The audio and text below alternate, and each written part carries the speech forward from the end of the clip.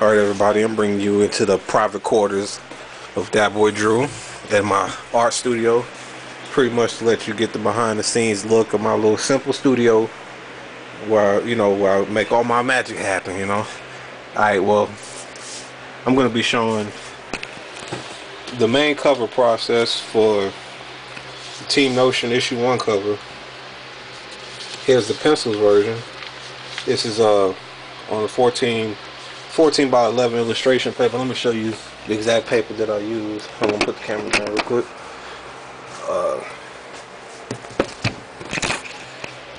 I use Biggie Kansan sketchbook paper. It's not really anything special. I got it $5 at Jerry's Autorama. This is what the paper looks like. Nothing special. So I personally use 11 by 14. You can use whatever you want, really. Whatever suits your style. Whatever you feel like is big enough for you to work on. You can look at the pencils. I got a glare on it because it's light, but as for the pencils I use, or the pencil I should say, I only use one pencil, period. Like, what did I put it at? It's a 0.5 lead mechanical pencil. I don't use anything else other than that. I have a bunch of other pencils and stuff. Here it goes. It's one of these pencils. I think they're like the Zebra. I forgot what they're called. Yeah, they're called Zebra. I don't know if you can see it. I'm pretty sure you've seen one of these before. I use that, only that. 0.5 lead. Pretty thin, You know what pencil lead looks like. So, I mean, that's it. And pretty much I'll just go through. And in order for me to sketch certain things, before I even get to this process, let me show you what I was doing right before I even started that one. If I can find the page over here. Well, it doesn't matter, I'll just use an example. Pretty much, I'm still trying to find it. Alright, anyways, pretty much what I do, like, here's 8.5 by 11 regular computer paper. I'll probably sketch out some ideas or anything like that, little fast sketches. They're ugly for the most part. Or what you can do is, if you don't want to keep using a bunch of 8.5 by 11 paper, you could use one of these dry erase boards. This is from a page from Swift Tiny Tales that I'm working on, but it kind of got messed up. That's the only bad thing about dry erase boards, that if you don't really keep them in a solitary place, they can, the ink on it can wipe off pretty easily. This only cost me like $5, so this is actually a lot better if you other than the fact that the drawing itself can be erased. But okay, that's that. That's pretty much pencils. Pretty simple. Pretty much probably what you expected. From there I move on to the inks. But in order for me to do the inks, this is what the inks look like compared to the pencil. Pretty much exactly the same. Just got to pay attention to detail and go very slow. I hand ink my stuff. I don't digitally ink. I would digitally ink, but I just don't have the patience to really learn that, so I just keep doing what I'm familiar with. Again, that's the pencils, the inks. Okay, well, anyways, the ink pens I use are Prismacolor inks. That's what these look like.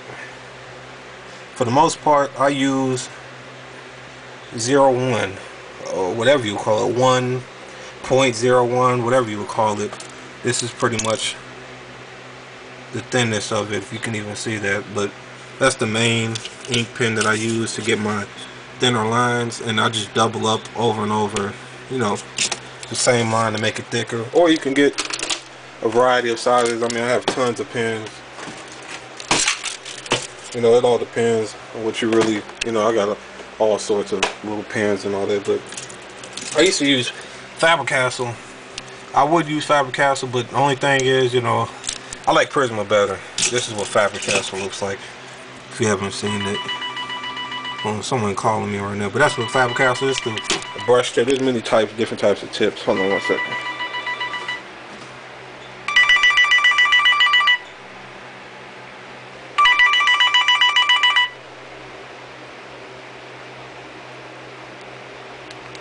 Put this phone on silent, my bad, y'all.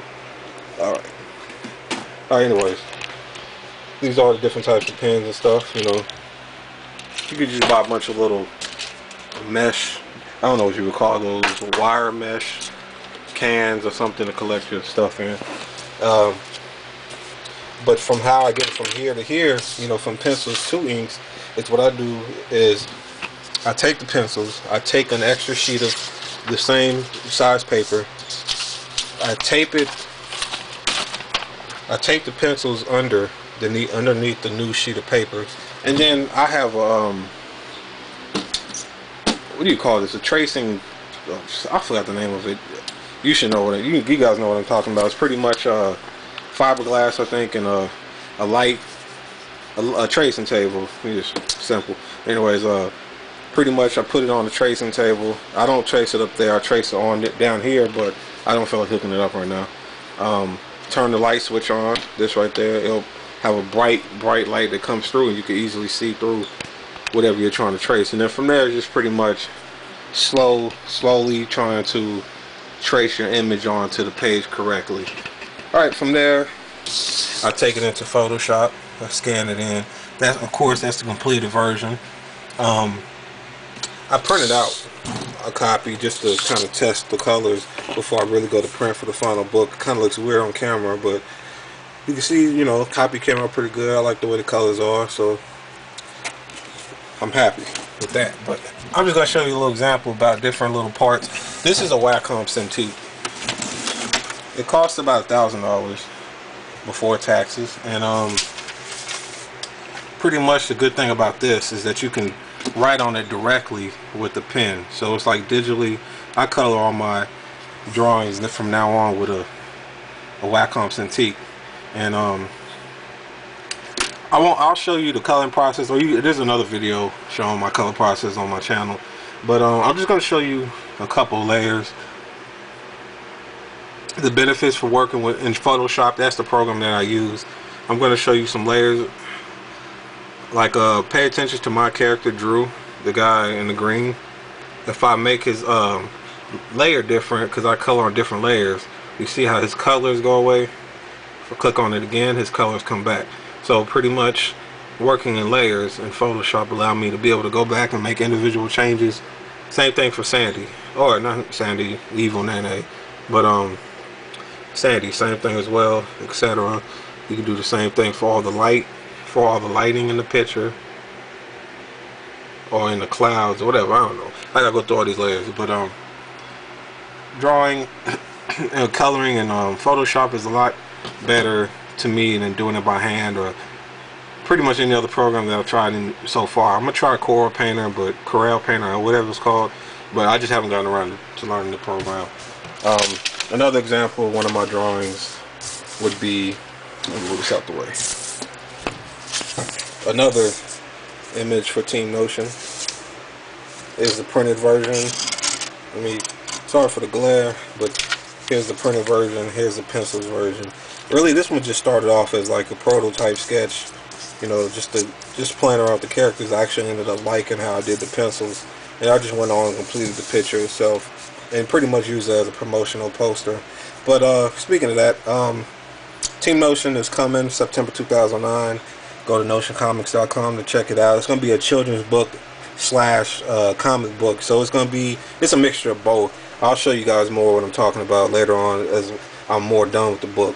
So and if you're wondering what type of computer I use to do all this stuff, it's just a pretty basic gateway laptop PC.